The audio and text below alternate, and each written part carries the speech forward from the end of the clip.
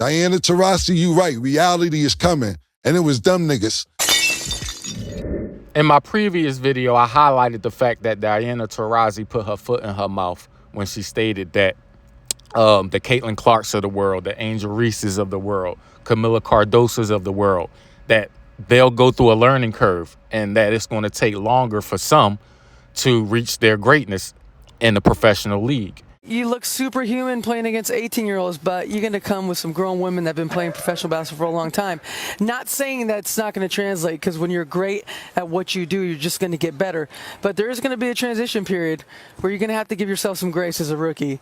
And, you know, it might take a little bit longer for some people.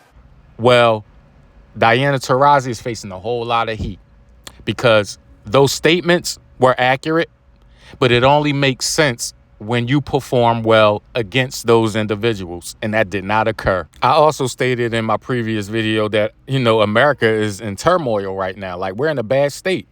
Women's basketball, they're not looking good with that team, and our men's team isn't looking good as well. Matter of fact, let's hear from Cam and Mace as they speak on what transpired with the USA women's team losing to the WNBA All-Stars. What I will say is this real quick. Diana Taurasi, you right. Reality is coming. And it was them niggas. It's Angel Reese. It's Caitlin Clark. It's Arike. It's all that reality. You look superhuman playing against 18-year-olds, but you're going to come with some grown women that have been playing professional basketball for a long time. You getting smacked with that shit. You tried to give a little speech after it's over. Yeah, this is what we should do. You see, we don't want to take that to Paris and da-da-da. Niggas, you crazy.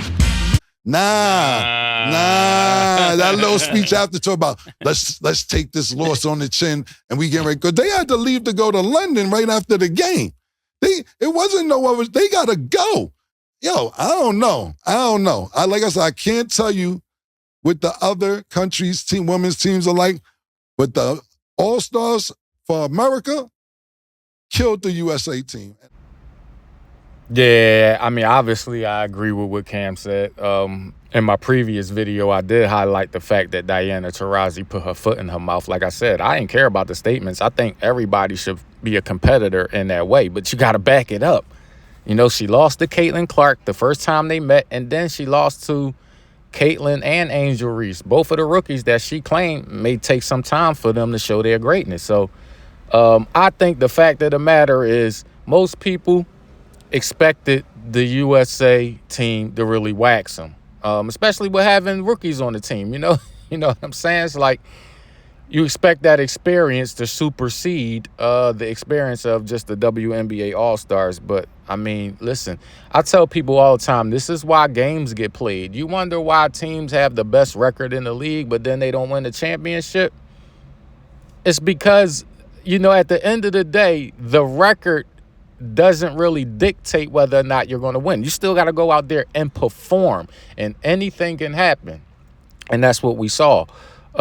People's confidence can rise during the competition. You can't account for that when you're making predictions. You know, think about it. The girl Arike, she went scoreless in the first half. I think Cheryl Miller told her to relax and just pretty much go out there and get in her bag and do her thing. Like, forget about the stage we on. You can ball. Now get out there and act like you just balling on, outside in the playground. And that's just what she did. And normally when you feel that comfortable, you really get in the zone sometimes. So you can't account for those factors. The factor of somebody gaining confidence in the midst of competition. And that's why you got to play the games. Remember, I'm from Philly, so Bryce Harper got picked up by the Phillies. He left the Washington Nationals. As soon as they leave the Washington Nationals, they win the World Series. Imagine how he felt. You see what I'm saying? And when the Washington Nationals won, they weren't even a good team, really. They snuck into the wild card, and then they just waxed everybody in the playoffs. You can't see that stuff coming.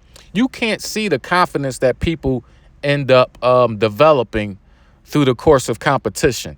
So, listen, I already was concerned. I told people I was concerned about the men's team, and now I'm concerned about the women's to a degree because a lot of those players overseas, they play against WNBA players. Whether those players in the in the international game, whether or not they can make it to the WNBA, a lot of those players end up playing against the WNBA players because a lot of the WNBA players go overseas to make their bread. You know what I'm saying? So all that, man, you got to account for all that. So a lot of them not scared of America, man. There used to be a time when people were scared of America. No more. No more. You know what I'm saying? And I ain't even hating on these countries, man. To be honest, I understand where they coming from. I'm going to always ride for my country. But at the end of the day, we can't just go in there with arrogance. If we're not going to perform the way we need to perform, then we need to get our asses kicked. This is SmashDaLikeTV, man. I appreciate y'all for rolling with me, for riding with me. Make sure y'all smash that like button. You know this is SmashDaLikeTV. So please smash that like button for me. And most definitely make sure you hit the subscribe before you take the next ride. Your brother Be Easy is out of here like Vladimir. Peace.